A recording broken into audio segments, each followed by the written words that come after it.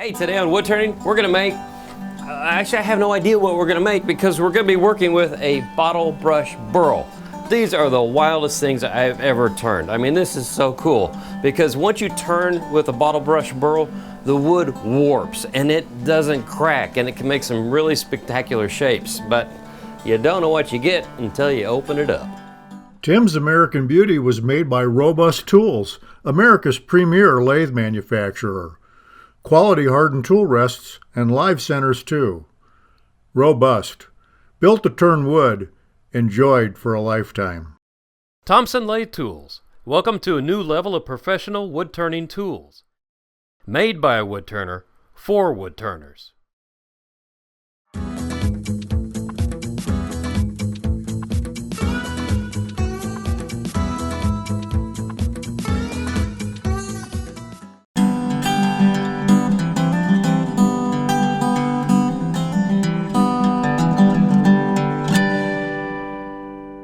So I was down at the Florida Woodturner Symposium and I was demonstrating there, and I met a gentleman named Lee Sky. Incredible turner, really good teacher, and they had an instant gallery. And in that gallery I saw this little bitty, looked like a normal type of urn pot, but it had rings around it and it was all warped to all get out. It was just the most incredible looking thing.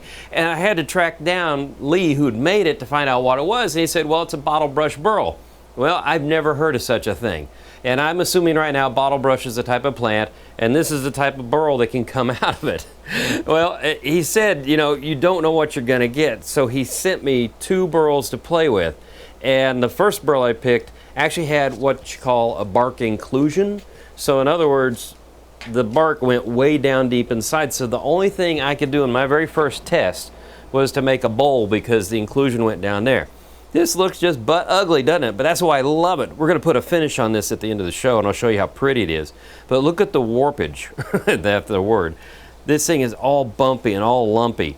And I didn't even sand it. This is just straight off the tool. It's so cool to watch this move. And I actually did a time-lapse video of this to show the movement because it happens slowly. This was sitting for 3 days under my camera, my little light box, to show the warping. You have to let it set for a while before you put any finish on it. But as someone once said, life is like a box of chocolates. You never know until what you open up and get it out. It's something like that. I don't quote well. But anyway, that's what this is. This is a box of chocolates. We don't know if this bark is just 1 inch deep or 4 inches deep. We can see where the bottle brush burl branch was. That's pretty thick. That's a big shrub. And it comes out here. So what we're going to do is we're going to go on a hunting expedition on the bandsaw, and we're going to start trimming away the bark till we can find some more solid wood. Once we find that, then we're going to get an idea of what shape we can make. But whatever it is, we're going to warp it, and I'm going to videotape that and show it to you too. So there's an on button here somewhere.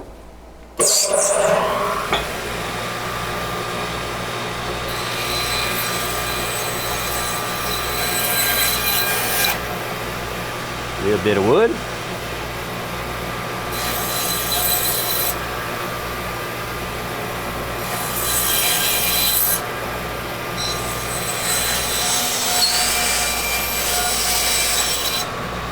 Okay, so I've mounted this between centers right now and don't know what I have yet. So we're gonna do some exploratory cutting on this. And this is such incredible looking stuff. This is the bark right here, and it looks like an excellent cut of meat right there. Look at the marbling. Kind of gets you hungry, doesn't it? Well, this is definitely a face masker because I have no idea what's gonna happen. There we go, that'll work. I'm gonna take a 1/2 inch bowl gouge and we'll start really slow with this and whittle away. We might have to rotate this several times, so this is just kind of a hunting process right now.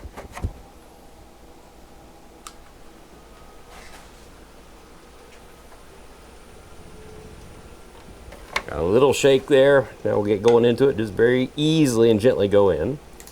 It's cutting cork, but then there's gonna be a piece of wood, so you're gonna might get caught off guard. So just use good technique and take your time.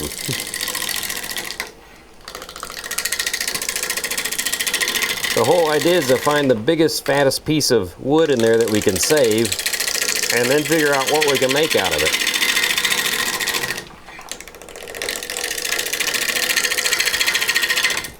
That's feeling pretty solid right there, I think, yeah. And it is wet. I'm getting splashed with water. as we do this. I'm sure the camera is too. So there we got wood. There we have wood. Oh, this look, and there we have that squishy bark. So I'm going to adjust this a little bit so this comes out, and I'm turning this more, and I'm not turning this as much. So like I said, it's hunt and peck for a while, and we'll see what we wind up with.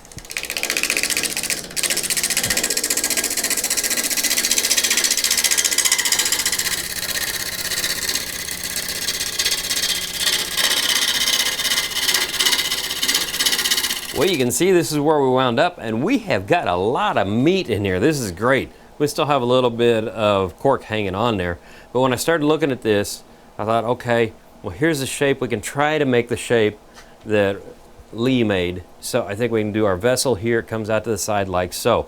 Our biggest deal is we want those wings out there, those Saturn-like rings that are around it to get the warpage. Anyway, so I had to find some really good wood here so I could make a tenon so we have a good place to hang on to. And Lee told me that he hollowed his out. I'm probably not going to go to that much extent. We'll probably just do a drill and make an opening in here, because I'm not as brave as him.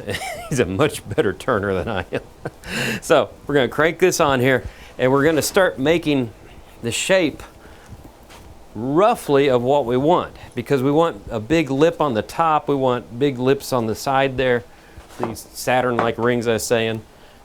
So we'll just start fishing around and making this shape. So here we go.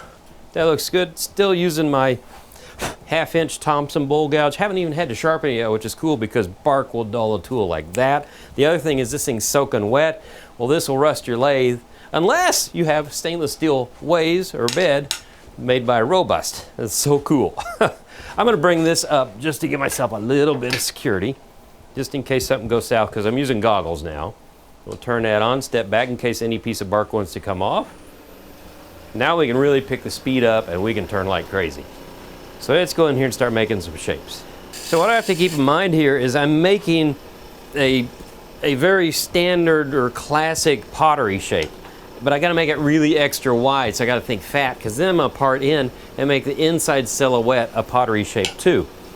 And so this is going to be my rim here, and I'm cheating. I got a picture of Lee's thing over there, so I'm going to look over there occasionally just to make sure I'm in the right neighborhood, because he did a beautiful design. So I'm thinking this is going to be kind of the top right here. Sorry about that, Brian. I know it's wet. So that's going to be my rim. So I do want this to kind of taper in with it, so I do need to come in some. And we're just going to make a high shoulder type of shape. So there we go. So now we're going to kind of switch this around here, and we're going to then dive it in to make the foot. Oh, that is so wet. I can feel it through my shirt. Yeah, refreshing summer shower. Don't get ahead of yourself there, Tim. There we go. Good technique. Shut up and do good technique. So I want to raise this shoulder up a little bit here. So this should be my high spot right there, my shape. So I want to come across, clean that up a bit. So let me work on this shape a little bit. Once we have the shape done, then we're going to whip out the parting tool, and we're going to start making those really neat Saturn rings.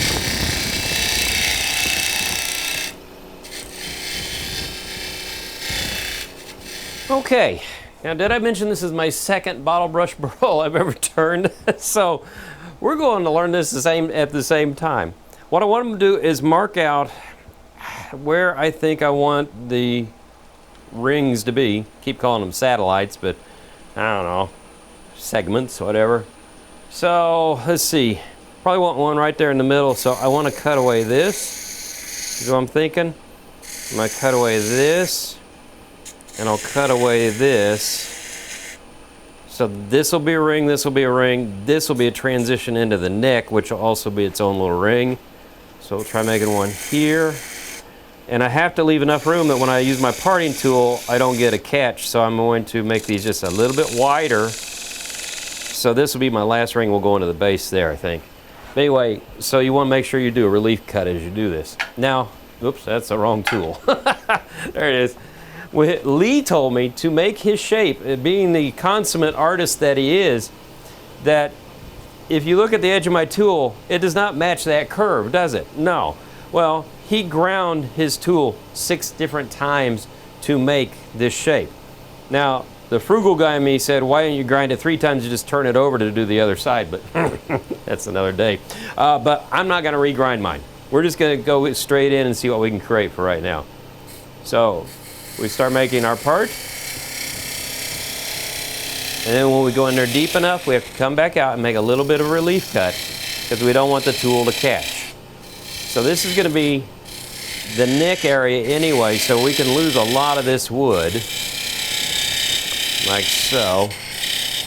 So that's pretty good. Now what you have to in your mind now is envision the shape of a vase as you go in here.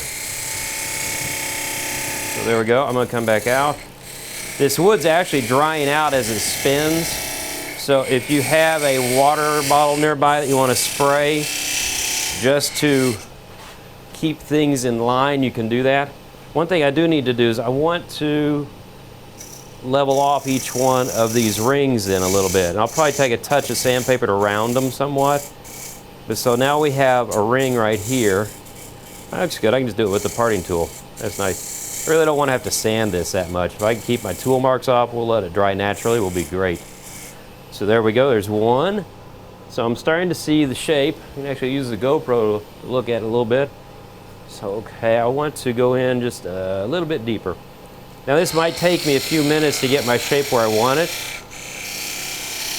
But once I do, we're getting pretty close to being done. We've got to clean up a few things.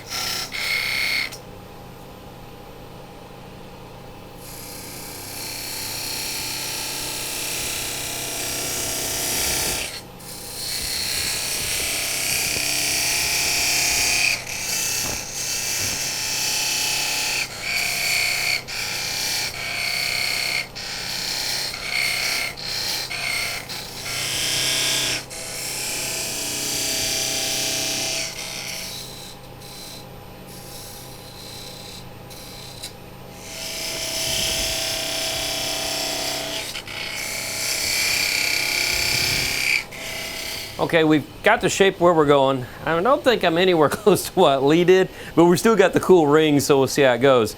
I wound up getting off my marked lines a little bit because that's the way it worked.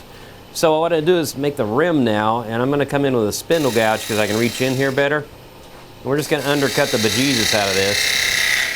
And this is where we can probably make it look shape-like, or make it more shapely on the top. So you can kind of see that there's a sweep to this. It's kind of a hard cut to make coming in this steep. There we go. That worked out pretty good. I'm going to use a parting tool to clean that up. But what I want to do here is now do this. See, I want to sweep the neck. So now it looks like we have a shape there that's coming up out of the rings. So there we go. That's pretty cool. Nice noise! Now we'll take the parting tool and undercut it. So it's coming like so. And I'm going to try to tilt the tool here just a little bit to get me in there a little bit better. There we go. See, I can't tilt the tool when I'm in between the rings, but you can do it out here a little bit and give you a sweep. So that's cool. So this is our rim right here, and I'm going to work on the foot, and then we'll drill a quick hole in the middle. And then we'll be done with this thing, except for watching it warp.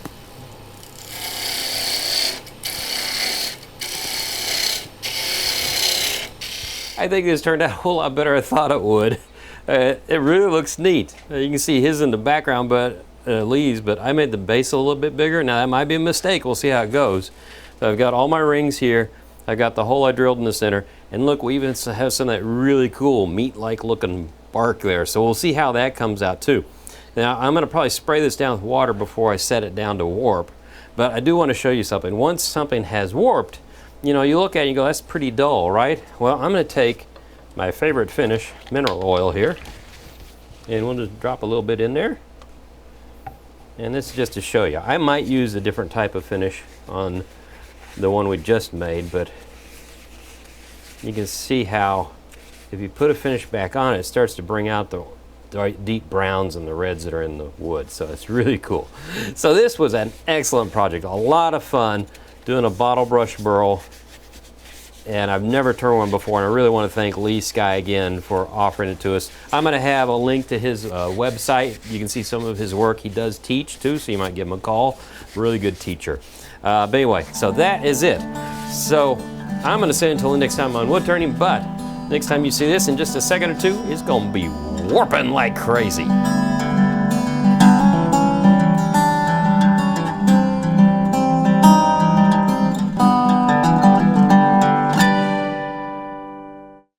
Tim's American Beauty was made by Robust Tools, America's premier lathe manufacturer. Quality hardened tool rests and live centers too. Robust. Built to turn wood. Enjoyed for a lifetime. Thompson Lathe Tools. Welcome to a new level of professional wood turning tools. Made by a woodturner for woodturners.